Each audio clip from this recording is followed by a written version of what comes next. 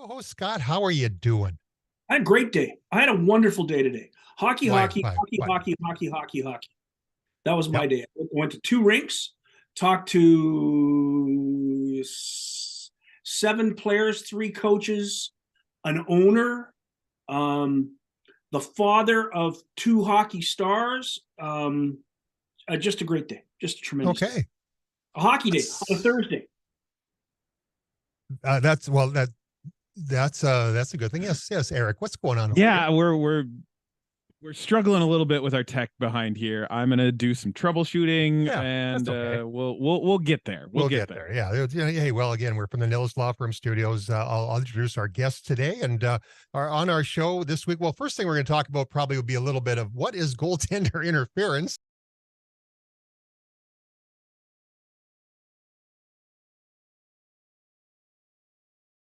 United States yesterday. We'll dive into that with Scott a little bit. And of course, with our first guest will be Pat Micheletti. Well, of course, Pat Mick 2626. He is well known in St. Cloud State, the Iowa Wild. He does color for the Iowa Wild of the American Hockey League, the main farm team of the Minnesota Wild. He also covers, well, you name it, every kind of hockey there is, including high school. So we'll talk with him at great length about, well, what's his thoughts for the Big Ten for the run into the national championship, the Golden Gophers, how Jets draft pick, who played very well in the World Juniors, scoring the game-winning goal as they beat Sweden today, 8-7, and what a shootout that was. Scott, I tell you what, when it comes to the World Junior, it sure delivers excitement every year, doesn't it? Yeah, it does. It's great hockey. It's lots of fun. Especially today, 8-7. We were for a period, most of the second period and third period, in the press box restaurant at the Hockey for All Center in Winnipeg. It used to be called the Iceplex for those from the States who had gone up to play tournaments there. And we were mesmerized by goal after goal after goal. And Chaz Lucius, Winnipeg Jets draft pick, a member of the Manitoba Moose, scores the winning goal in overtime. Basically a gift. I wonder where the Swedish defense went. I guess that's what happens when you throw three forwards out in the 3-on-3. And the gift goal won them a bronze medal. And Team USA has a better shot at gold had they played the Czechs first. But the fact they had to play Canada first in Canada made it a little bit tougher. But that was an extremely good team and certainly deserving of a bronze medal.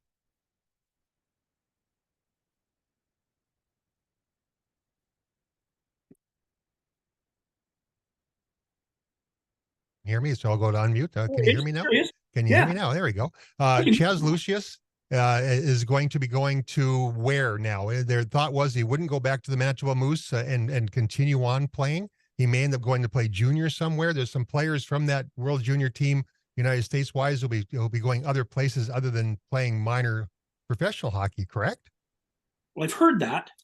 I haven't heard anything from the Moose yet. They haven't made any kind of formal decision or statement that Chaz Lucius won't return. But I had heard that a number of players will probably have different landing spots after Christmas, after this tournament's over.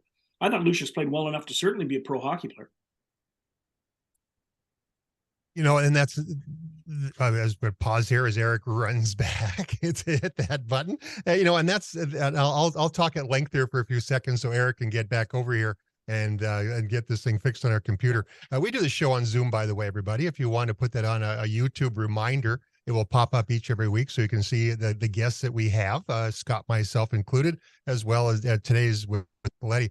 But yeah, Chaz Lucius, the Winnipeg Jets. Now the Jets have been playing much better. Obviously, the thought with all these injuries that they may have to rely on some of these guys, but at this point, that's not been the situation.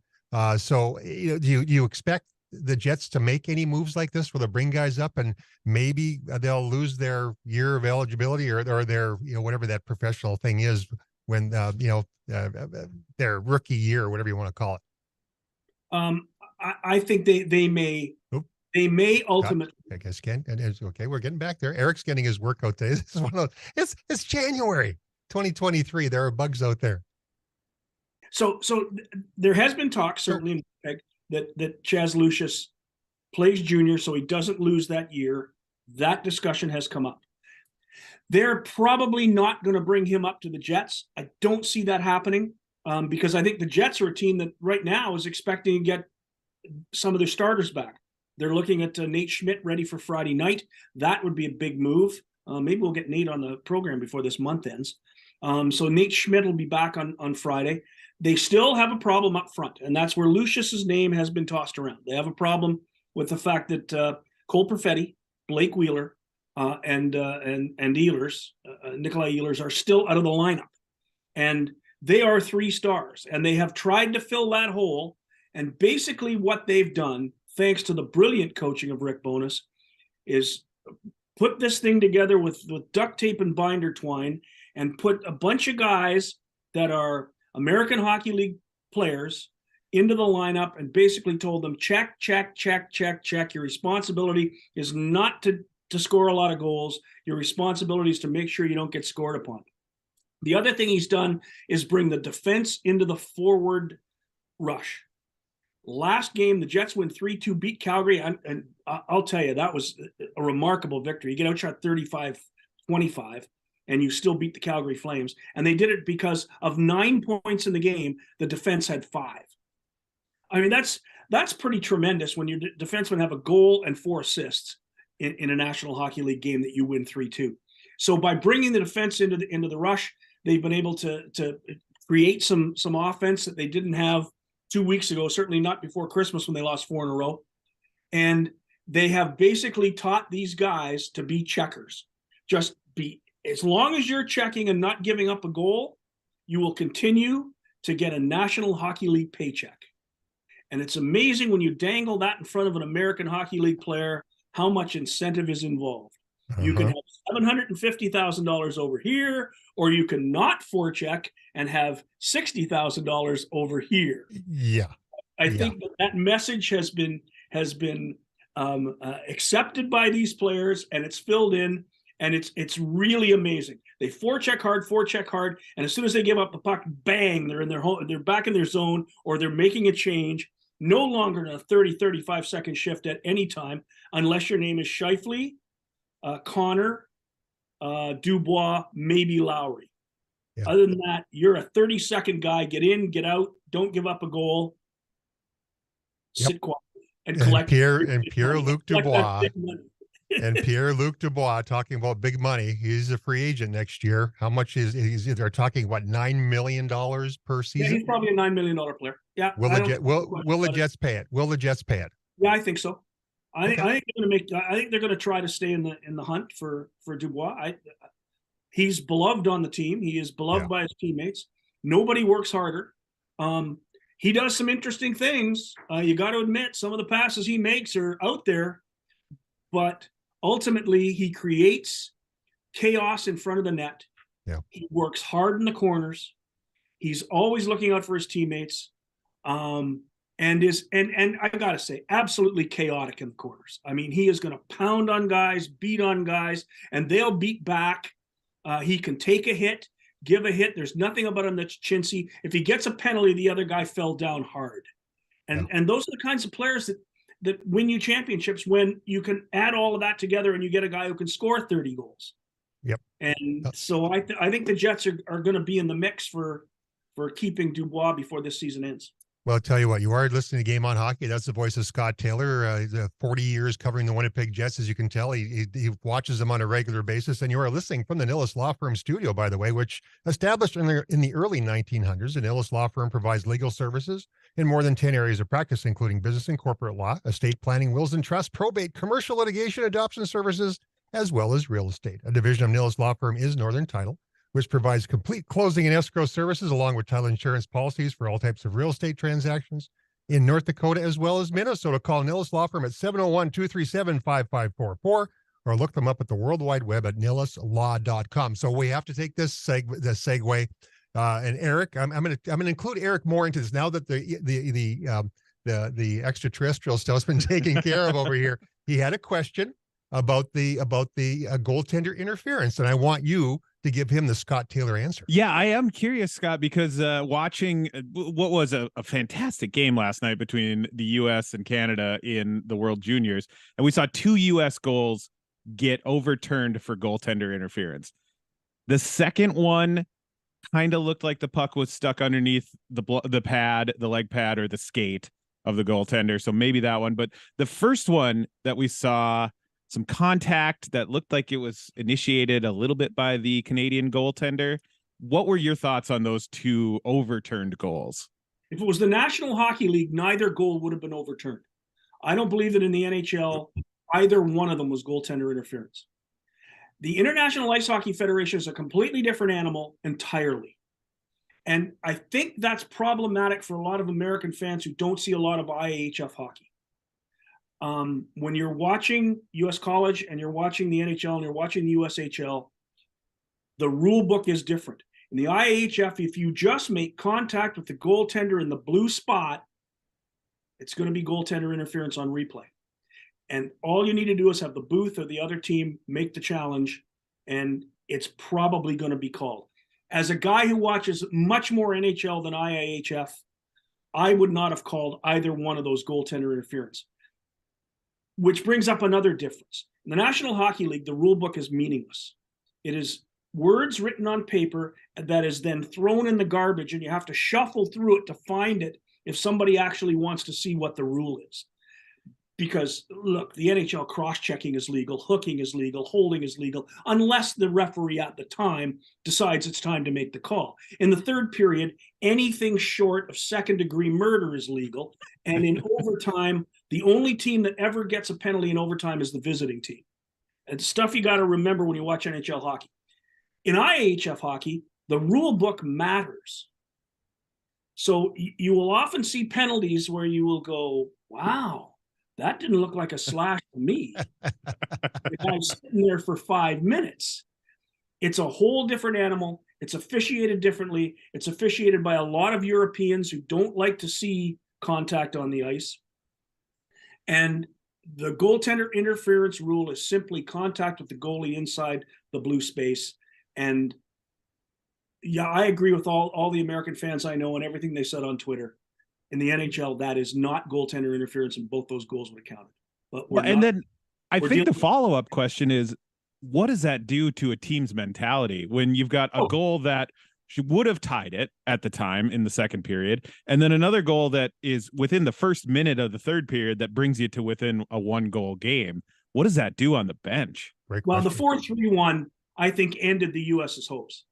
And you could see them sag. You could see the whole group sag because I think they believed that was a good goal. And it's not 6-2 unless that goal is taken back. If that goal is awarded, we have a battle for the next 30 minutes. Yeah. We have a real battle.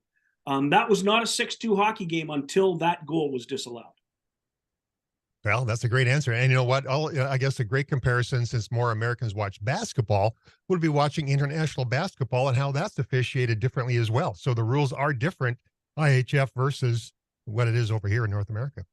Well, in FIBA basketball, traveling is actually traveling. Yeah, you don't take 12 steps and dunk the thing. That's right, too. Yeah, not that I could dunk, but yeah, you watch the NBA and it's ridiculous. Anyway, what isn't ridiculous is the fact you're listening to Game on Hockey. What is not ridiculous is we have to take commercials from time to time. And when we come back, we'll introduce you to Pat Micheletti and have a great conversation about Gophers, Wild, Iowa Wild, NHL, you name it. Scott Taylor, Travis Dunn on a beautiful Thursday night in Fargo, North Dakota and Winnipeg, Manitoba. We enjoy doing this each week. I hope you enjoy listening to us each and every week ramble on about the great game of hockey. You are listening to Game on Hockey from the Nilles Law Firm studio. We'll be back after these messages.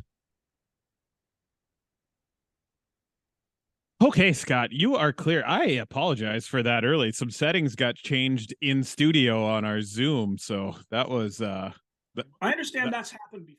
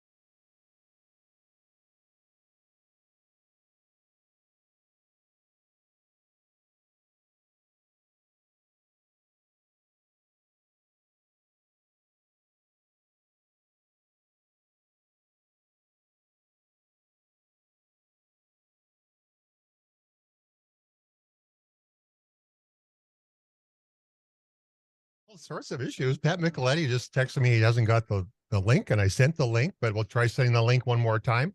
In the meantime, Scott, we'll just continue on the conversation about hockey. But by the way, this weekend, University of North Dakota men's hockey is playing Lindenwood. You have a chance for $10 upper bowl tickets. Lindenwood series. Go to the ralph.com/Coke for all your details. Tickets can be purchased at the REA box office as well. And next weekend after that, you have Western Michigan. I see Pat Mickley coming on board. The Western Michigan series, Friday Kids Takeover Night series wrap up.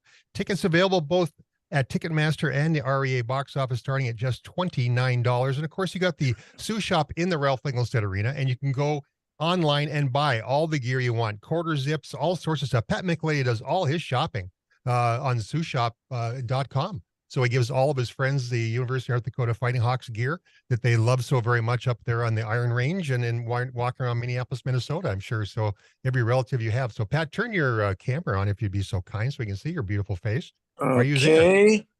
Let me find it. Boy, you're really putting the pressure.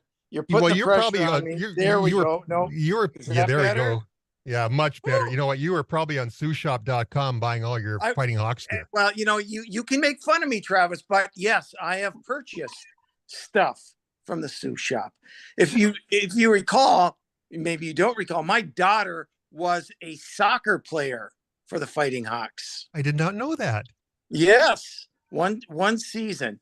Then she transferred to another school for other reasons. But yeah, you darn right. I did not know that. Jeez, the thing you learn. There you go. Yeah. So did she walk around? Did she wear any Gopher gear at all walking around campus, or is that too dangerous? Well, I'll tell you what. No, she did not. But she has my 1982 WCHA championship ring, which was won, by the way, up in North Dakota. I hate to rub it in. And she has all of my jerseys, every one I've worn. And I'm like, can I have them back? And she says, no. So she has them. Didn't wear them up in Grand Forks. No, that'd be dangerous. Yeah. It wouldn't be that bad. People, I will tell before I let people Scott, in Grand Forks. They're my people. They're my people. They didn't like me on Friday and Saturdays, but other than that, it was good. No, absolutely, man. And before we let Scott into this conversation, one of my when I was trying for UND, one of my friends from Fergus Falls, Minnesota, was the captain of the Otters back in his day. Walked into the original Winter Sports Center wearing a Minnesota Golden Gopher hat. And Gino Gasparini walked up to him and kind of tore him apart a little bit, like, and what are you doing? He just grabbed a hat and put it on because he had bad head gear that day. And it didn't go over real well. And I'm sure that probably didn't help his career opportunity playing hockey at UND as well. But anyway, Scott Taylor's here. You're here. Scott, ask a question of Pat Micheletti that he'll give a great answer to. I want to hear more old stories. Okay. We have plenty of them from Grand Forks. Story. Let me tell you. Now, in fact, you guys recall 1982-83 season, the Final Four was in Grand Forks. Yes, it was. Right? And we not only lose to Harvard in the first game, we lose to Providence in the consolation game. And we promptly, in the middle of a snowstorm that night, the seniors got to stay. The rest of us, Mr. Buto sent us home on a bus. I think it took us about 9 hours to get home, if you can believe that. We were not happy. No, I can. Kind of like last night in Minneapolis, or yesterday in Minneapolis and St. Paul. How much snow's in your backyard today, by the way, Pat? Yeah, it's ridiculous. I shake my head, but what are you gonna do? Yep, absolutely. Go ahead, Scott. Tell us all about your Iowa Wild. The American Hockey League always fascinates me because there's so many players that are just on the verge, just on the edge of getting that opportunity to take that next step. And with all the injuries in the NHL right now, those guys can be in Iowa today and in St. Paul tomorrow. Who should we be watching at Iowa? Well, first off, let's talk about Marco Rossi, right? Because, he's a number one pick. So automatically, right? All of us. Why aren't you doing this? Why aren't you doing this? We forget they're young. We forget that they have to develop. And and what type of player are you expected to be at that level, right?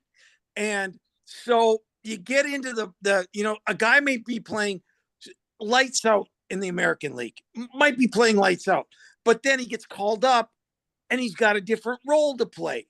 And so, he might have, 25 goals down in the minor. All of a sudden, now you got to check.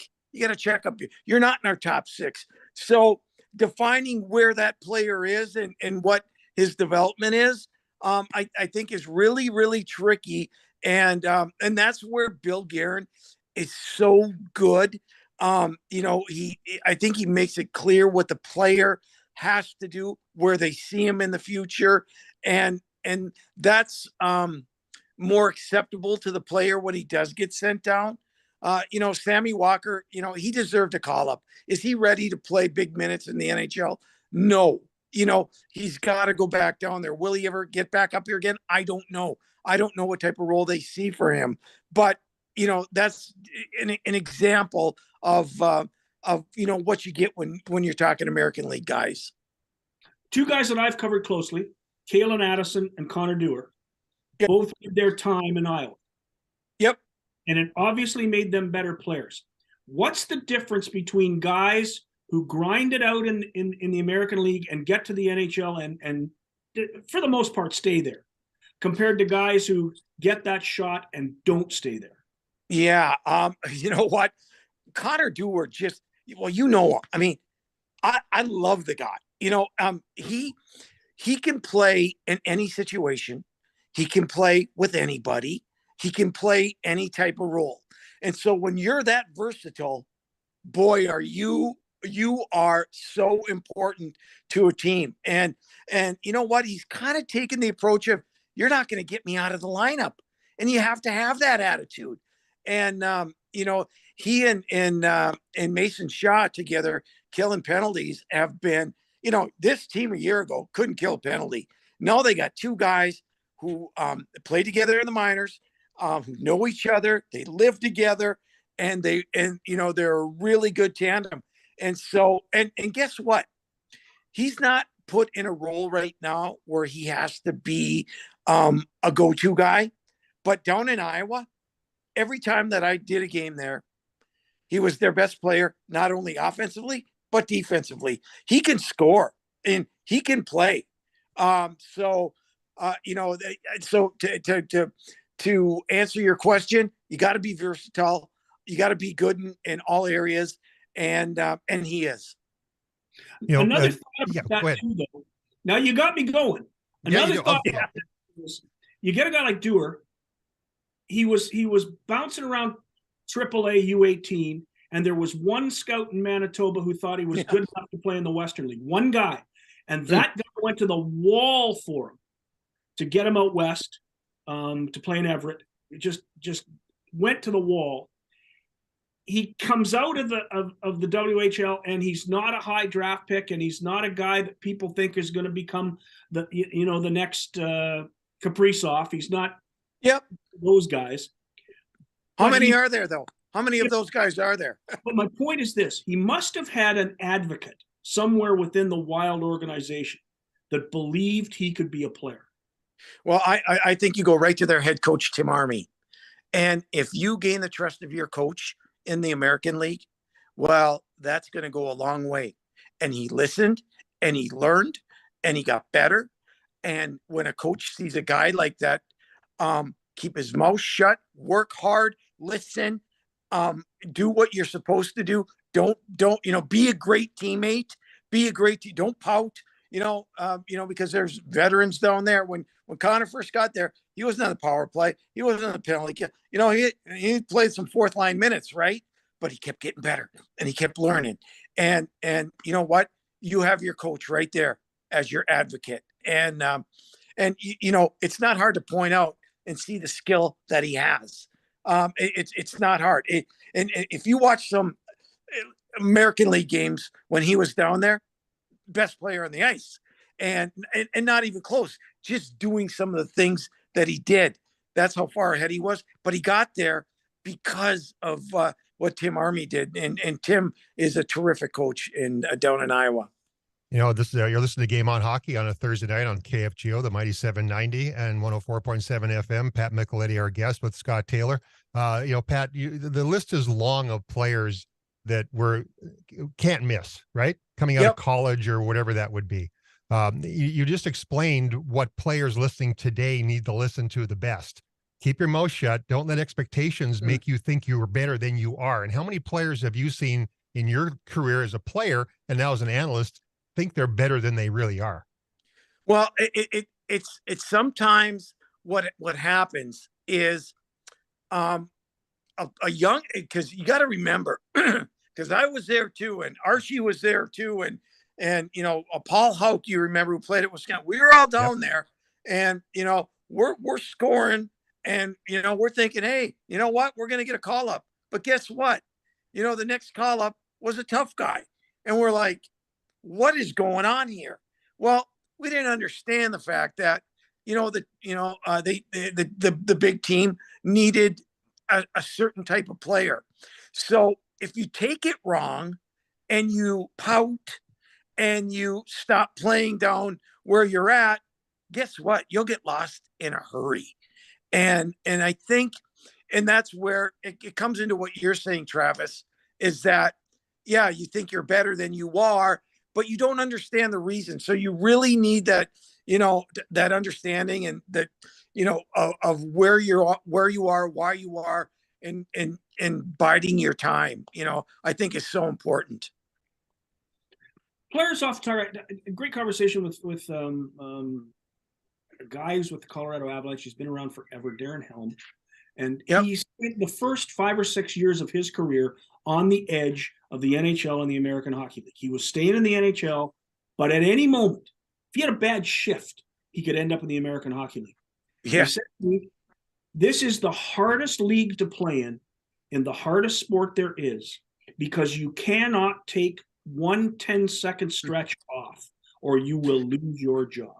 Yeah, especially if you're not established. And, you know, and listen, I think it is so much harder for a offensive player, a goal scorer, to make it in the National Hockey League than it is just your overall good player. And I'll tell you why. Because if you're a goal scorer, you have to play in the top 6. You know, it's getting more top 9 now, but, you know, it depends how a team is used and all that kind of stuff, right? But man, if you're called up to score and you don't score, well, there's your chance, you know, and it's the next guy next year or whatever the case may be. You know, if you can play a 200-foot game, the game has changed so much that you better be good in all facets, or be that superstar who is your point producer and, you know, can have a night off. But very, very rare these days. I tell you what, Connor Bedard, he's not a bad player. We'll discuss him after we take a break, and Pat Micheletti will continue on with us. We have to talk about, well, those Golden Gophers. They might be primed for a big run this year. Yeah. Pat's thoughts after this with Scott Taylor, Travis Dunn, Pat Micheletti on a Thursday night. This is Game on Hockey on the Mighty 790 KFGO from the Nilles Law Firm studio. You are clear on the Zoom. That was great, Pat. Thanks. Yeah, I ramble too much. I'm sorry. That's exactly what I need here. We don't need one-word answers on this show. Yeah. How you been? Good? Do you have a good holiday? And my life's as good as it gets. Perfect. I do hockey. Well, just like you. We do hockey. Does it get any better? Yes. Who could complain? Right. Your wife and a great family and great kids and great grandkids, and hey, it's the best. If I ever complained, nobody would listen. Not one. I hear you. Yeah, it's great. I just hope I'm supposed to go to Chicago tomorrow. I'm doing a game in studio, which I don't like. On Saturday, I've got Michigan State, Ohio State, but it's no fun doing a TV game in studio and not at the building. You know, it's just the corners. No. And I get fired up with the crowd. I know you do too. Yeah. when you're there, you feel the emotion, you feel like a player, it's not, it's just, it's different. Yes, it is. You have to be in the building to call Yeah. it. Yep. Because stuff can't happening behind the play. So you're calling it in the studio, and you don't even know that the referee has raised his hand because some guy behind the play slashed another guy. Right. And you don't, I look at the bench a lot, Yes. I like Yep. to see what the coaches are, talking, or, just, you can get some good reads off of them, and that's missing, and, just the whole thing, but whatever. 30 seconds back, fellas. 30 seconds The back. weather they're not sending you? Big Ten Network's cheap. They don't want to send a truck to Columbus, so I don't know. Who knows?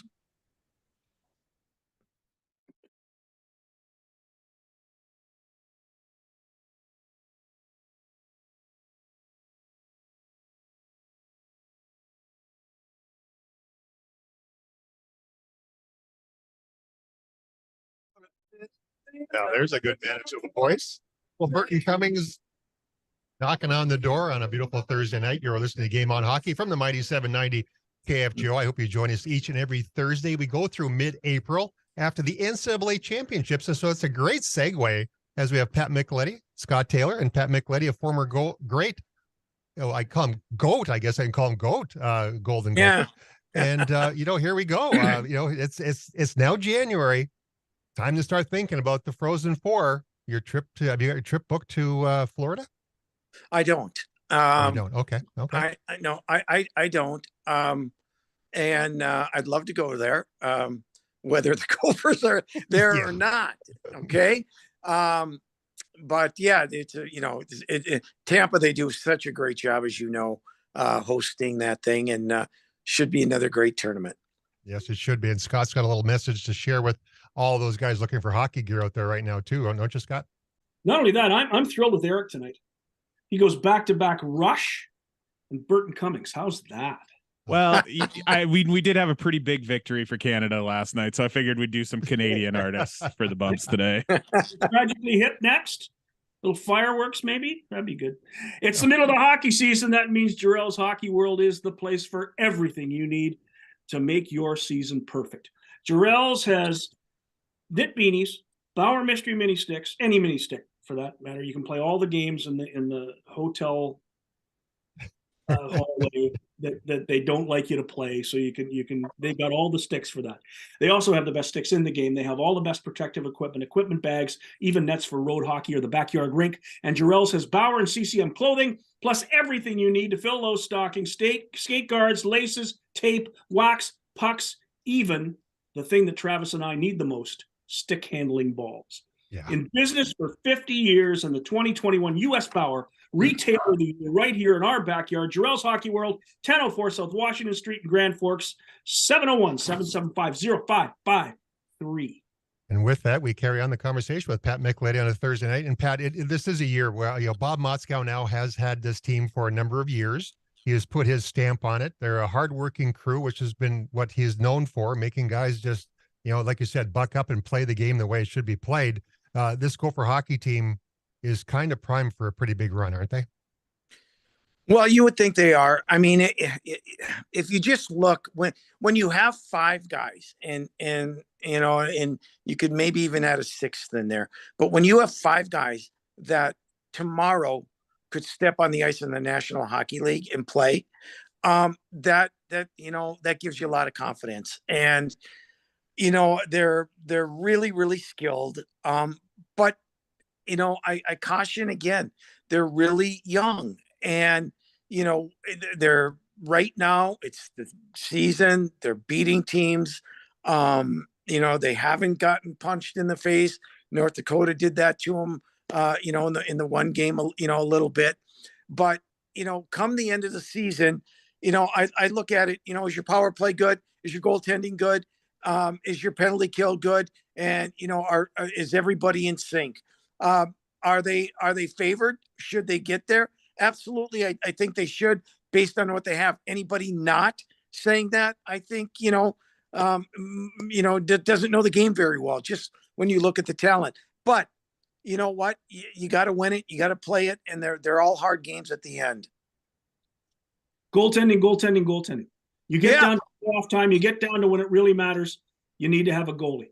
You know what, Scott? I was talking to Steve Miller, who was the assistant for Team USA in the juniors for the last 6 years, not this year. Now was at Ohio State, now at Minnesota. And we were talking, just about hockey in general. And he said, Mick, he said, one play during a game. And I don't know what that play is. Could be, it could be a great save, a big check, a turnover, a bad goal. One play can entirely change the complexity of a game. And I believe that. And so, you give up a bad goal late in the year, good luck. I mean, good luck. You can't do that. You can't take bad penalties. So there's just so much that goes into a game that sometimes we forget about. And you look on paper and you say, oh, yep, these 4 teams should get there. Well, hold on a second. You got to play them, and you got to be really well tuned and ready to go when that time comes.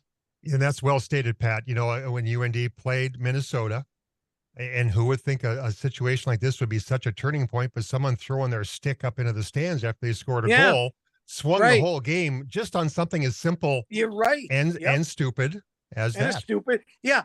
We'll add stupid play in there, right? Or stupid behavior.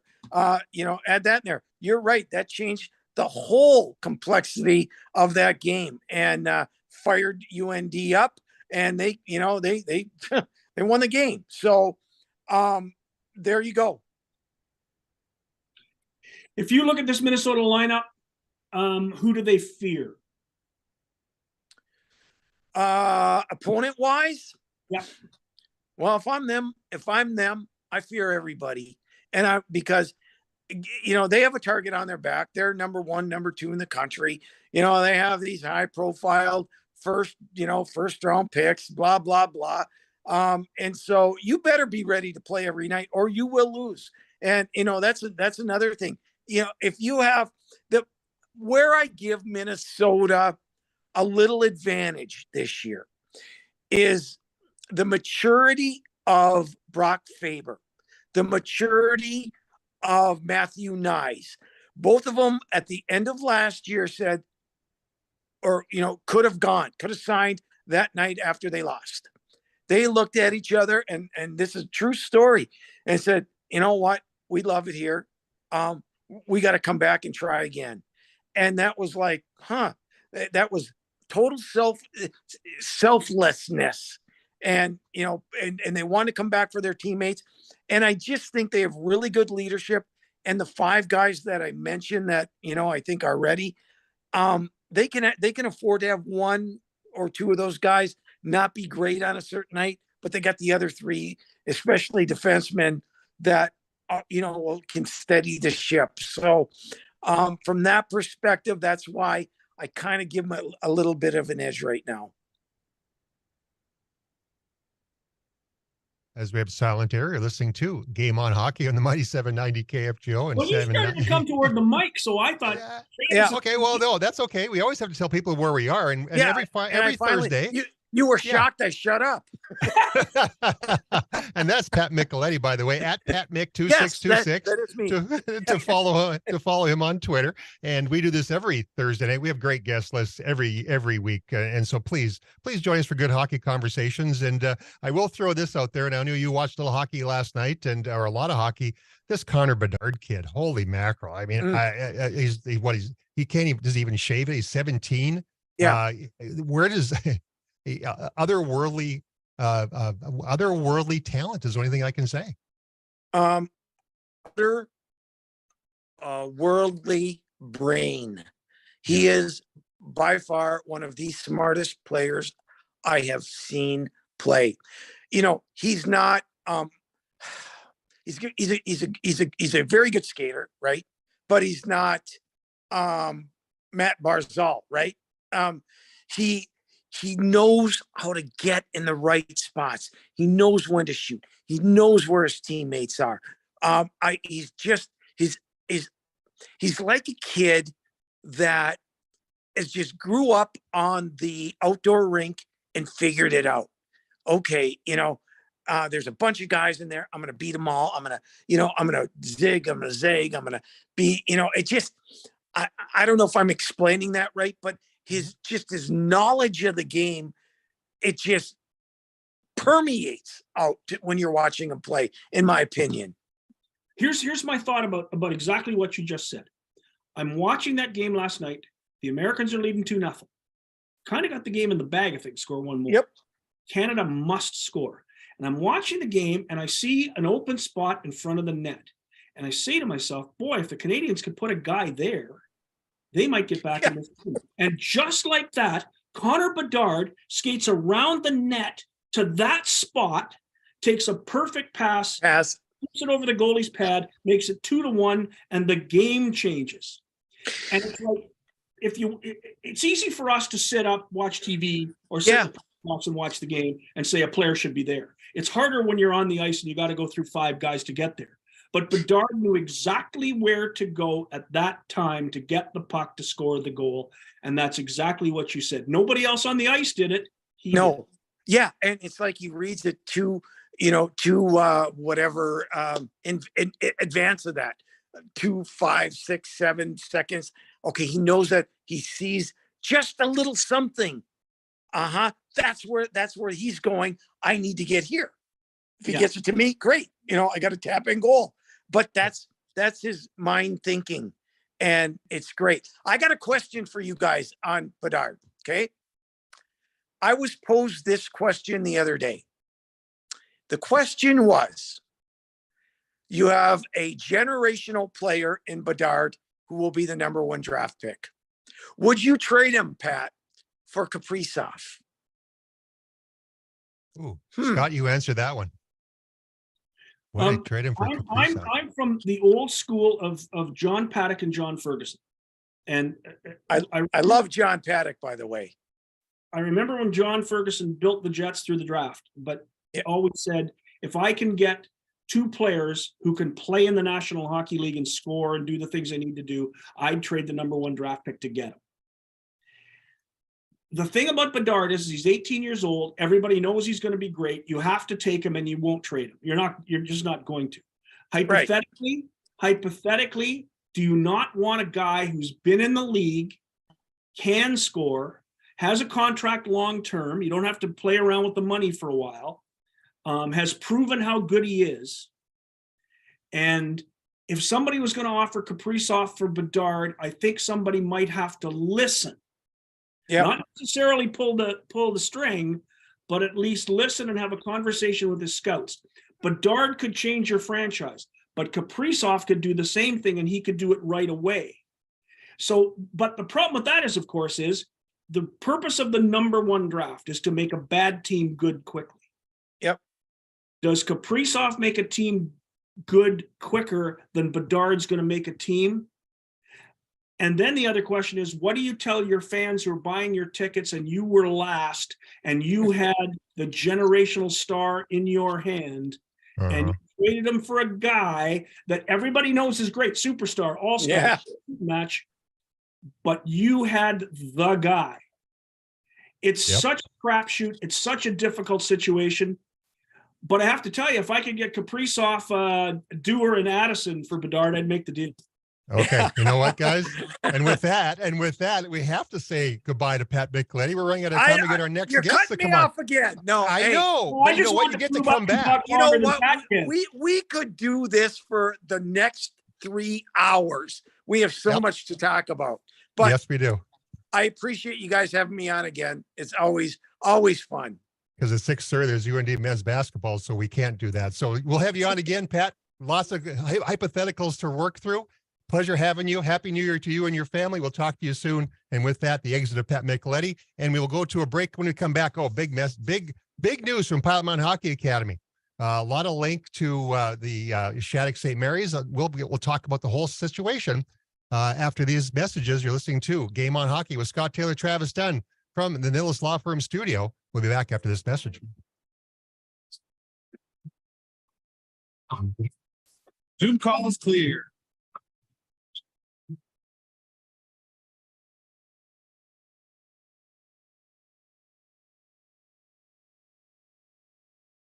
Hi, guys.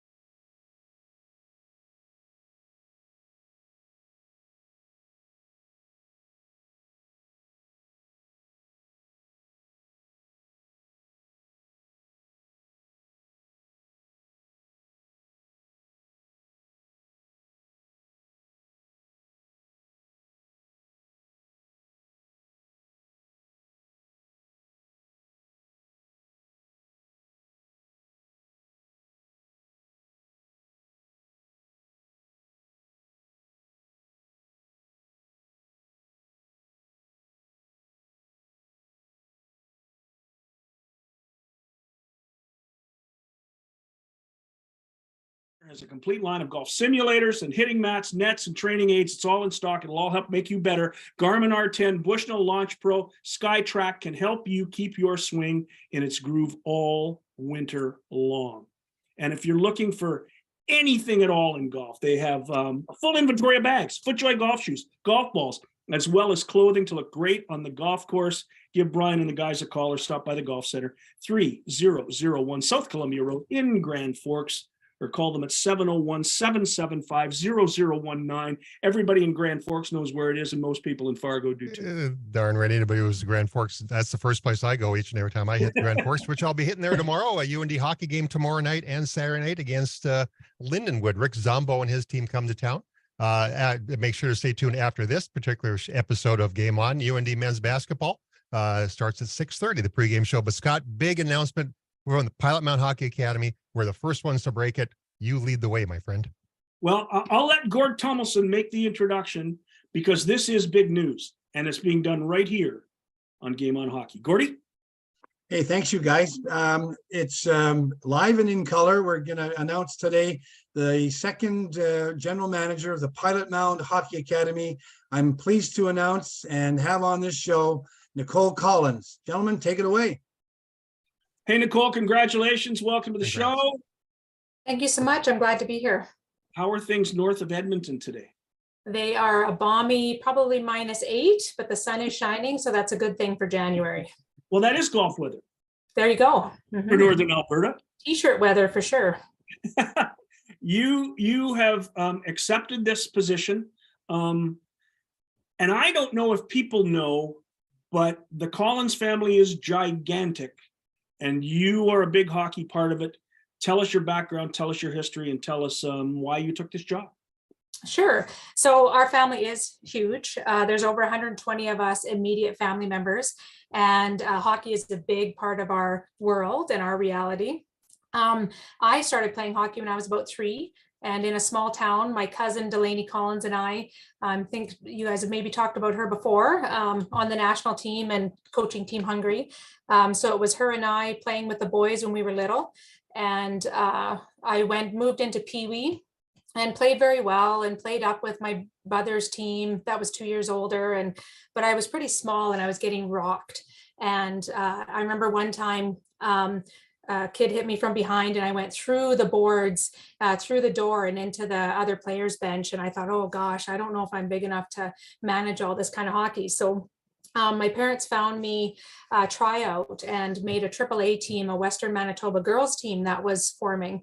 So I played with them from age 12 to 18. And we found a ton of success on that team because we played together for so many years consistently. So lots of league and provincial championships, and headed to Westerns as a note, lost to Delaney in the finals. So, you know, I'm not holding it against her, but I may have cried for 2 provinces on the way back, but she beats me again.